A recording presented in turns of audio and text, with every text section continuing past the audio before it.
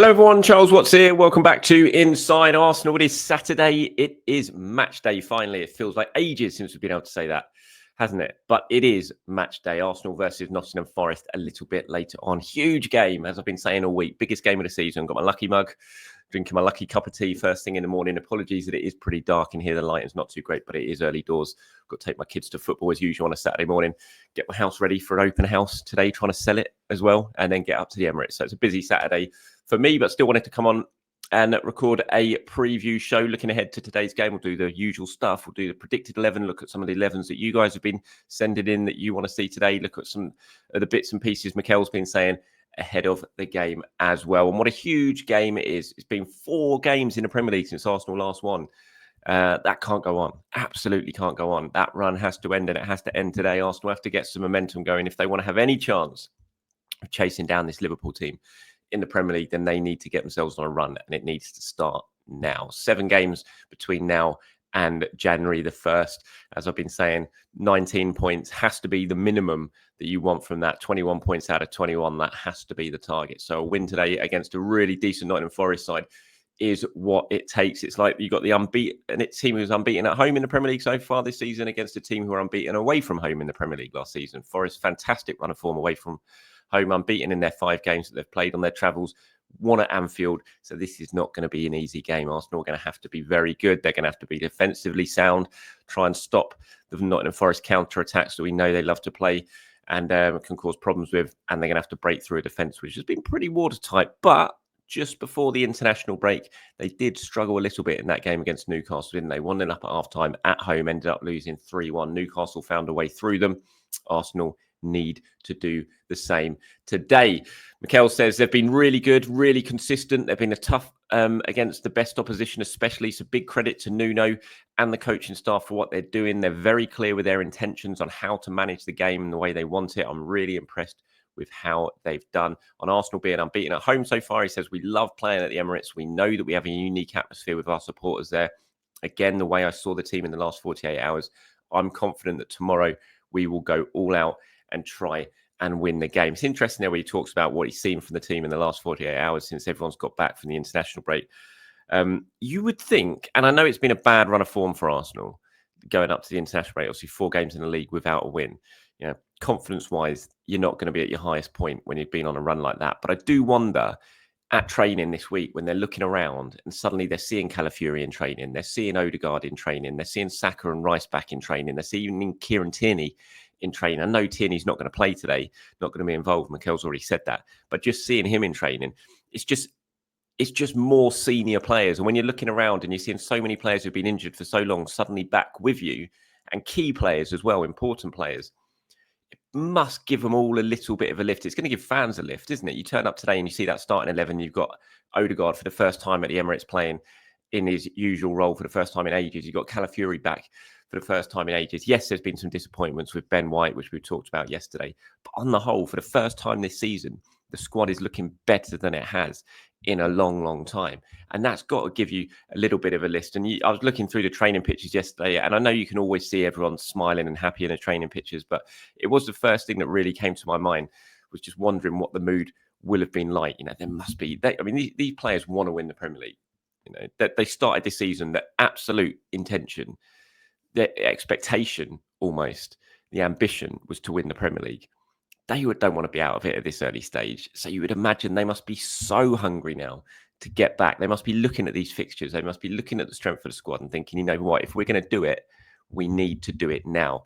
And so, yeah, I'd imagine the last few days of training, as Mikel pointed out, they must have been absolutely, I just think there must have been a really good mood around the place despite the poor run of form. So fingers crossed that can all sort of transfer itself onto the pitch today and we see a really, really improved and strong Arsenal performance. Right, predicted 11 time. This is what I think Mikel will go for today. Now, I'm presuming here that Rice is fit and that Saka's fit. If not, we'll probably see different. I imagine if not, we'll have Marino where I've got Rice, and we'll probably have Sterling where we've got Saka. But I'm presuming they're fit, which is good, and Calafiori as well, that he's fit enough to start. So my predicted 11, what I think Mikel's going to do today, I think he'll go Raya in goal. I think there'll be Timber at the right, then it'll be Saliba, Gabriel and Calafiori completing the back four. I've been toying with this And I know lots of you are saying Partey has to play. He's been our best midfielder. I agree, he's been our best midfielder. But I've been toying with the idea, thinking, what is Mikel going to do here? Are we going to see a different midfield three today for the first time? I don't think so yet. I think he'll keep with Partey, Odegaard, Rice.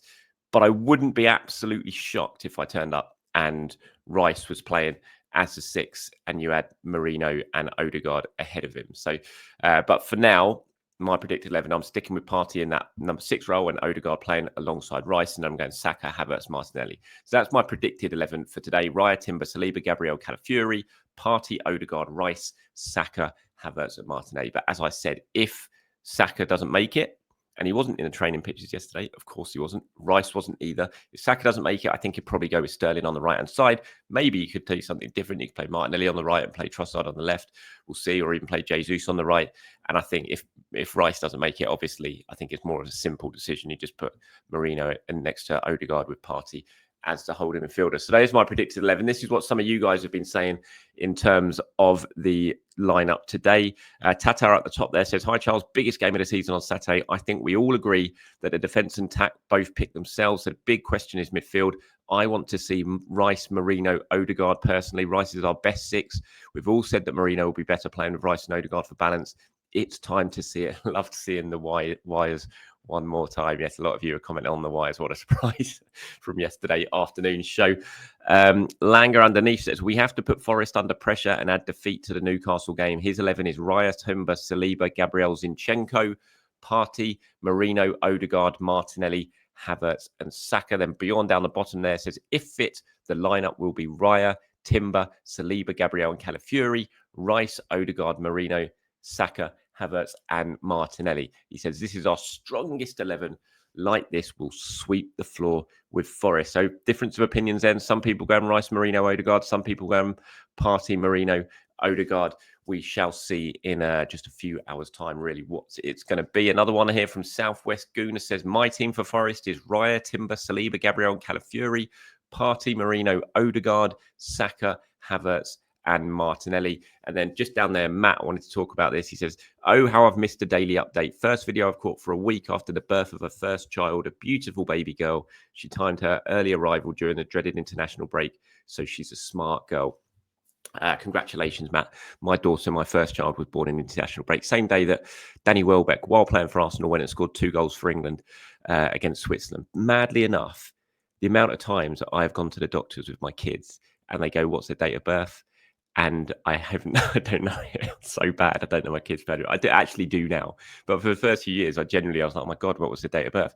And I had to sit there in the doctor's reception, get my phone out and Google Danny Welbeck 2 goals versus Switzerland to see what the date of it was. And then I could tell him the date. And it was exactly the same with my son as well. And I had to Google Alex Iwobi first Arsenal goal away at Everton, because I knew that he was born on the day that he was actually born the minute Iwobi scored that goal. And so that's how I knew for the first few years of my children being alive, I had to Google their date of birth because of in correlation with matches that I knew they were born on those days. So look, congratulations, massive congratulations, Matt. I hope everyone is well and you're enjoying your first week as fatherhood and you're getting as much sleep as you possibly can. Hopefully the boys can get you 3 points today. So celebrate. You said, I agree with you on the Trossard point. He's a great player. As much as form has been frustrating at times this season, it also makes commercial sense to protect his value and also the depth of the squad. So Matt talking about Leandro Trossard and the contract talks that we've been discussing in the last few days. Mikel's also been speaking about his recent trip to the United States to meet with the Cronkies. He went over there, obviously, with Jason Ito, the interim sporting director, Tim Lewis, and oh my word, how have I forgotten? That's really, really bad. How have I forgotten Arsenal's managing director's name? Oh, that's so terrible. It's too early in the morning. I'm sure you'll all remind me in the comments below. Richard Garlick, there you go. On his recent visit to the US, he says, it's always really positive to spend time together. We had to talk about the windows, but as well the club, how about we're feeling and what we're going to do, how we're feeling about where we're going to take the club and direction, and Edu. It's a lot of topics there, but again, it's a joy to spend time with them because there's a lot to learn. They have so much experience in sport, because you feel the ambition, especially when you're there. They are very, very far away, but how closely they live every day with us. and what we want to achieve together. It was great. He went on further in his embargoed section of the press conference, Mikel, talking about the sporting director's search and the conversations he was having with the Cronkies about it. And he says he's going to be very, very much involved in the search and the appointment. He said it's a really crucial appointment for Arsenal. They've got to get it right. They've got to bring someone in who's going to help take the club to the next level, was his quote. And Arteta admitting that he's going to be right at the sort of forefront of the search, which is understandable because the person that he's going to be working the closest with when the sporting director arrives is Mikel Arteta. And those two need to be on the same page, because if you don't, you're not going to have a very well-run club. So I can understand exactly why Mikel's going to be very central to the search for a new sporting director. Talking about that on Jason Ito, of course, who is doing the role at the moment until the appointment is made, says he's very good. Jason and all the team. Edu and I probably got a lot of the praise, but the work behind is done by these guys. The ambition is phenomenal. It's not easy to wake up one day and you're having to move to a different office, different job like he was for the team. But again, the speed of how people react and how they are willing to say, okay, that's it. That's the situation. Let's move forward with that ambition and with that determination and enthusiasm. That's something great. And he is very well respected, Jason Ito, as I've spoken about before, the role that he's done. He's been at the club for a fair while now, worked with Edu for 5 years. Obviously, for the last year has been basically shadowing him as the assistant sporting director. Now he's doing it on an interim basis, and Arsenal are very comfortable with him doing that role between now and appointments being made. But I do think certainly from conversations I've had that it is felt that it's probably a little bit too early for him to get the top job. He could potentially throw his hat into the ring, but I think when the appointment is made, I imagine it's going to be someone a little bit more experienced than Jason Ito in that role. Just moving on now, before we wrap this one up, quite a lot of you have got in touch after the Ben White news yesterday. Mikel confirming he's going to be out of a few months after this knee surgery that he's had. A lot of you have been sort of getting in touch and talking about the same sort of thing. So I'll rattle through some of them here. IK up the top there says, I'm worried about the right back situation now that White is out for a while. Timber is good, but because of his injury history, cannot be relied on to be available for the long haul. The other option is Partey, who is not a right back and has a bad injury record, worrying times. Pradeep Toe says, with both White and Tommy out, Timber is the only natural right back available for the next few months.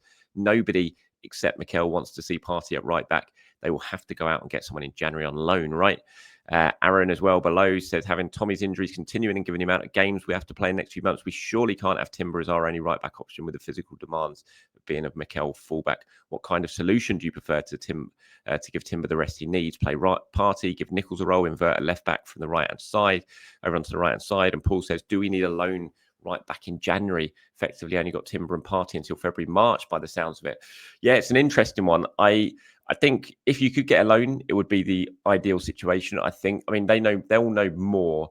I know Mikel wasn't talking about a time frame for Ben White, but they will have a time frame in their mind for when he's going to get back. And the talk has always been about sort of 8 to 10 weeks for Ben White, which takes you, where are we now? Not in December yet, maybe to the end of January. I think if they're very confident that he'll be back around that sort of time frame, they'll probably think, you know what, we can just about get through rather than signing a loan in January. As everyone points out, Partey is obviously now the backup right back. We know that. And it's not ideal. We don't like it. But he has shown he can play there and play there pretty well so far this season in big games as well. Excellent against Liverpool, for example, against Luis Diaz. So he'll certainly be the right back option. Josh Nichols is another one, of course, very, very young. We've seen Calafiori switch over and play right back. So there are other options, but I agree it is a bit worrying. The key thing is just to try and get these players back. You know, you suddenly get Ben White back by the end of January. I think you're just about all right, but it is certainly a worry considering Timber had that big injury last season, and Thomas Partey, we know, although he's been brilliant this season, availability-wise, you never know when the next sort of setback around the corner for Thomas when it comes to injuries. So it is a worry, the right back situation. I share your concern. I still think their main thought at this point is just get Ben White back rather than by the end of January, rather than going into the transfer market. But if a loan pops up and it is an option, then why not do it? Protect yourselves. I would absolutely agree with that. And that's it from me today, everyone. Thank you very much for your time. As always do appreciate it. I'll be heading to the Emirates in a little bit. I'm in the press box today, so I'll be doing all my usual live match reaction service, match updates service. So keep your eyes peeled for that. I'll be doing it on X and on Blue Sky today. And I'll be doing sort of half-time and full-time updates on my Facebook as well. So please do keep your eyes peeled to all of those, whatever platform it is you follow me on. Until then, have a great day, everyone. I'll speak to you soon. Enjoy the game later. Bye-bye.